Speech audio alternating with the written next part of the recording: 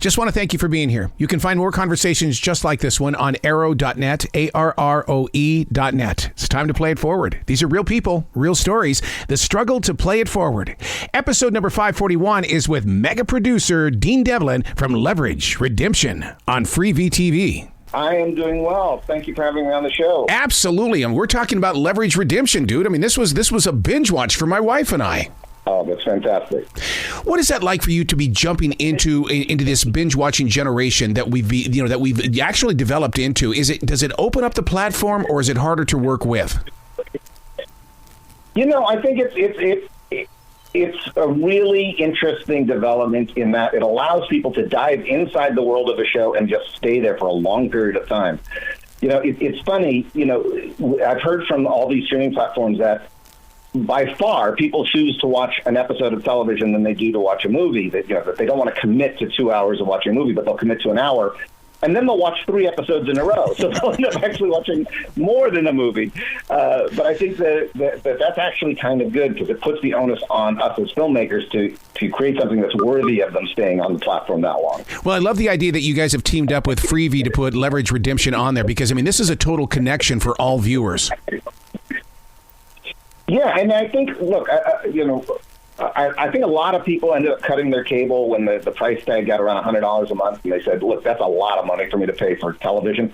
And so they migrated over to these streaming platforms. But, as time has gone by, more and more streaming platforms have popped up. The prices of streaming has gone up, and I think for the average person, they're like, wait, I'm back to $100 a month again.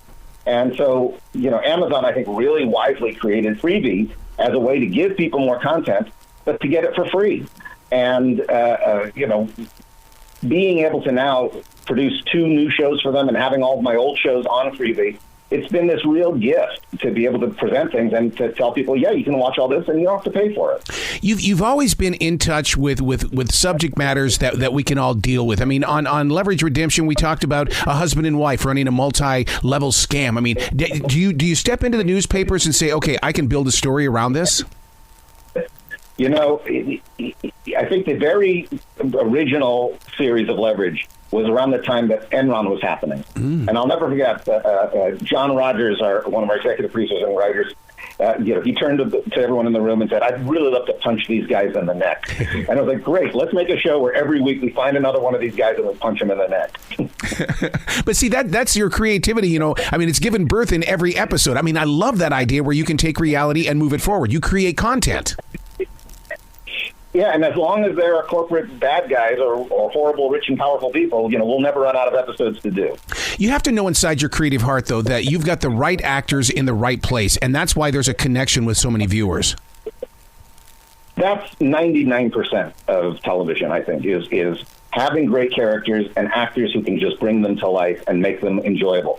Yes, our stories are cool and the plots are fun, but at the end of the day, it's these characters that we fall in love with, and we want to go on a journey with them every week. And we're blessed to have really one of the most talented casts of people who are not just great in front of the camera, they're lovely behind the scenes, and it just makes the whole thing this joyful experience of storytelling. Are you like a child in a candy store in the way that when a scene comes together perfectly, it's like, oh my God. And there's that surge of greatness that goes into your heart.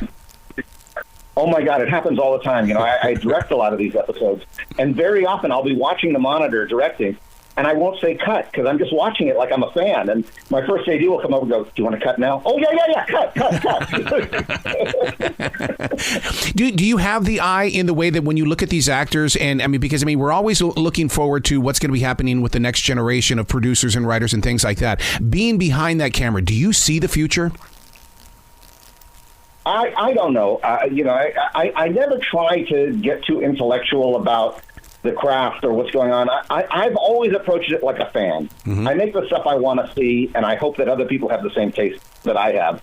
And, I have an enormous amount of passion over the stuff I make, but it's because I like it personally.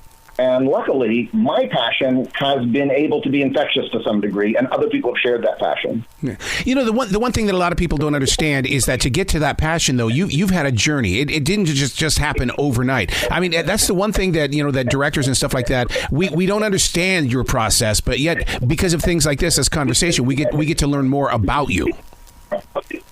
Well, Well, our failures teach us more than our successes, and I've been blessed with both. But I've tried to take my failures and use them to build tools to tell stories better, to make things more engaging.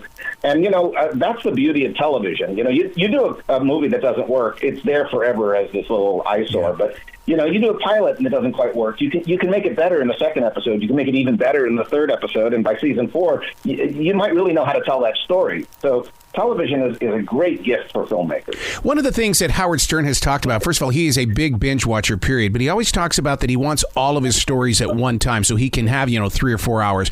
What is your belief as that person behind the cameras? Do we need to wait for that week like we used to do with the old 3 networks?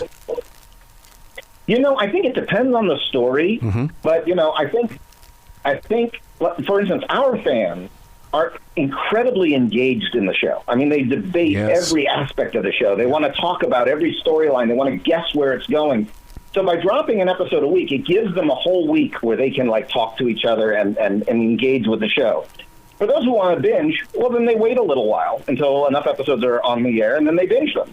So I think there's an advantage to both. This season we dropped 3 on the first night just to give a binge quality for people, and then we've been dropping 1 episode a week so that we've had this enormous fan engagement. I mean, if you just search the hashtag Leverage Redemption, it's shocking how much conversation and fan engagement there is, and how incredibly positive they are.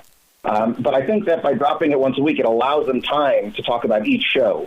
You're so right about that, because when you bring up Leverage Redemption, you should see the way that people's eyes light up, because it feels like that they've made a connection with somebody that goes, oh my God, you're watching that one too? I mean, you've created water cooler conversation. Yeah, and people have a kind of an ownership of the show that there's a lot of shows that have gigantic marketing behind it, and everywhere you go you see a billboard and a poster and a TV commercial, and it feels a little bit shoved down your throat. But the Leverage fans, they feel like they own the show. They feel like they found the show, and they're the ones telling other people about it. And it's great. I'll never forget, we were scouting a location in season 1 in New Orleans, and there was a young black fella, I think he was 18 years old, and he was showing us this property. And then he goes, what show are you guys doing? And we said, we're revamping the show Leverage. And he stopped dead in his tracks, and he turned and he just quietly said, thank you. And I could see he was a giant fan of the show, and he knew every episode, and he wanted to talk about Aldous Hodge, and he wanted to talk about Beth Risco.